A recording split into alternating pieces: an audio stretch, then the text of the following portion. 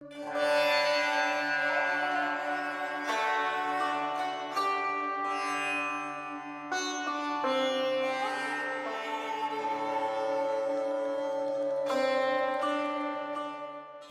morning, everyone. It's been quite a while since we've done our Merging with Shiva lessons, going through the Gurudeva's book, Merging with Shiva, in the order in which the talks were given, which is not the order in which they're numbered in the book. And in that way, we can see the way his teachings have changed over the years by reading them. Right now we're in 1967, so he's focusing on states of mind. This is chapter 24, The Universe of the Mind, starting with lesson 166, The 5 States of Mind. Observing the great vastness of the mind, we can draw another conclusion and say that there are 5 states of mind: conscious, subconscious, subsubconscious, subsuperconscious, and superconscious. The first state is the conscious mind, in which we perform our daily routines. When awareness is in the conscious mind, we are externalized. This means we take our direction mainly from memory of past experiences, from other people, from newspapers, magazines, radio, television, our emotions, and of course today, the internet. The average man is aware in the conscious mind from the time he awakens in the morning till he falls asleep at night. That's what makes him average. Only when he becomes mystically inclined does he become consciously aware of some of the other 4 states. The second state is the subconscious mind, the grand storehouse and computer of man. It faithfully registers all thoughts and feelings that pass through the conscious state, whether correct or incorrect, whether positive or negative. It registers them and acts or reacts accordingly. The subsubconscious, the third state of mind, is a conglomeration of various actions and reactions that we have experienced in daily life. It is a subtle state composed of 2 or more vibrations of experience which mingle and form a third vibration. We have an experience, we react to it. Later we have a similar experience, we react to that. These 2 reactions merge in the subsubconscious, causing a hybrid reaction that lives with us many, many years. The 4th state is the subsuperconscious mind, deep, refined, and powerful. It filters intuitive flashes from the superconscious mind through the subconscious grid work. There are times when you want very much to find a clear answer from within yourself.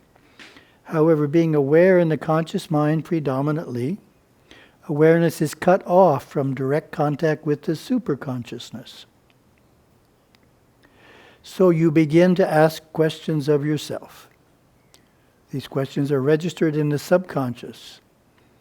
The subconscious, like a well-programmed computer, begins to search for the right answer from the superconscious mind.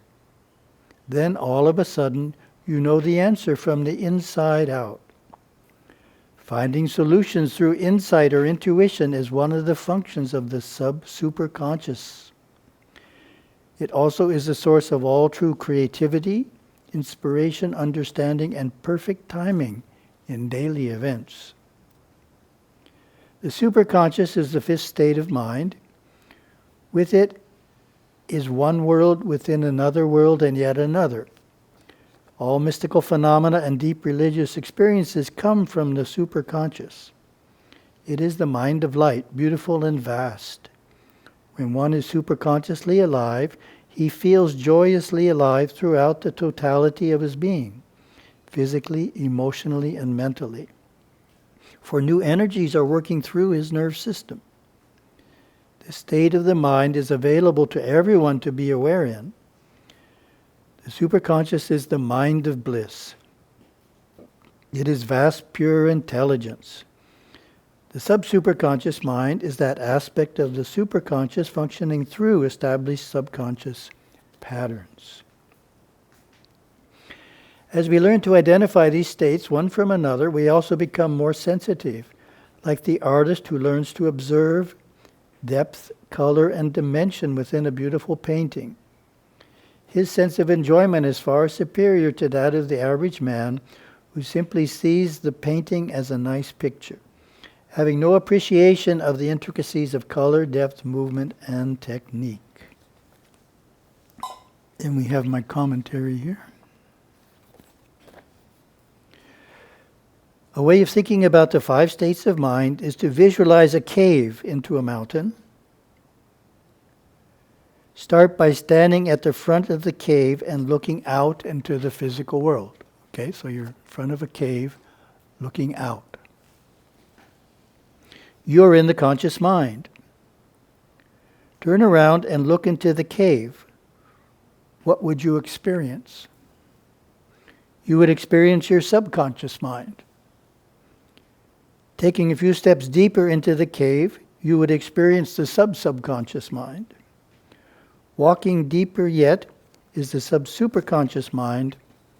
And finally, quite a few steps into the cave, you would experience the superconscious mind. When an individual starts to meditate, it is like turning into the cave and, of course, experiencing, as we pointed out, the subconscious mind. If it is filled with unresolved issues about the past, the individual will get stuck in it, unable to reach the subsuperconscious mind. Therefore, after a while, he or she will generally give up meditation, because it's not a pleasant experience, being in the subconscious full of reactions. The ability to get further into the cave than the subconscious mind requires resolving the many unresolved memories of the past. That is why Gurudeva stressed the importance of Mahavasana Tantra as a necessity early on in one's practice of sadhanas. So Gurudeva developed that somewhere in the middle of his ministry. It wasn't back there in 1967. But the idea that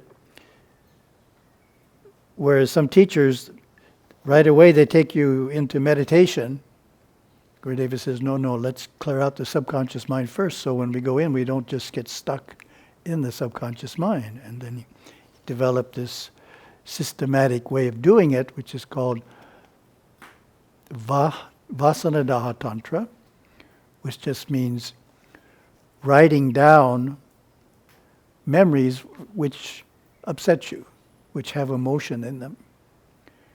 Writing them down, trying to understand them, trying to resolve them, forgive people, and doing so until the memory still exists, but the emotion is gone.